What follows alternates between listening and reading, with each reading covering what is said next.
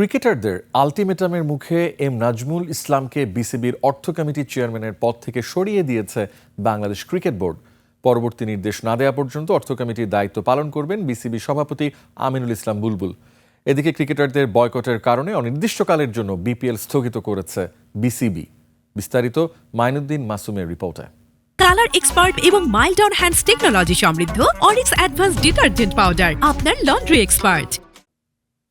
ক্রিকেটারদের নিয়ে বিতর্কিত মন্তব্য করে তীব্র সমালোচনার মুখে পড়েন বাংলাদেশ ক্রিকেট বোর্ডের পরিচালক এম নাজমুল ইসলাম। এরই প্রতিবাদে তার পদত্যাগের দাবিতে খেলা বয়কটের আলটিমেটাম দেয় cricketers welfare association of Bangladesh COAB. নির্ধারিত সময়ের মধ্যে পদত্যাগ না করায় দুপুর 1টায় বিপিএল-এ ম্যাচ বয়কট করেন ক্রিকেটাররা। পরবর্তীতে আরও কঠোর অবস্থানের কথা জানিয়ে 48 ঘন্টার আলটিমেটাম দেন কোয়াব নেতারা। পরিস্থিতি বিবেচনায় নিয়ে বিকেলে বিসিবি সংবাদ বিজ্ঞপ্তিতে জানানো হয়, সংস্থার সর্বোত্তম স্বার্থে এম নাজমুল ইসলামকে অর্থ কমিটির চেয়ারম্যানের দায়িত্ব থেকে অব্যাহতি দেওয়া হয়েছে। পরবর্তী নির্দেশ না দেওয়া পর্যন্ত দায়িত্ব পালন করবেন বিসিবি সভাপতি আমিনুল ইসলাম বুলবুল।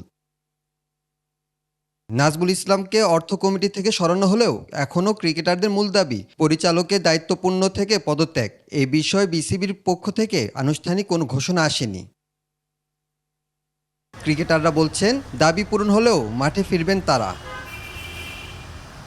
ক্রিকেটের মাঠে খেলা ফিরবে কিনা তা এখন নির্ভর করছে বিসিবির পরবর্তী সিদ্ধান্তের উপর। মাইনুদ্দিন মাসুম, 21 টেলিভিশন।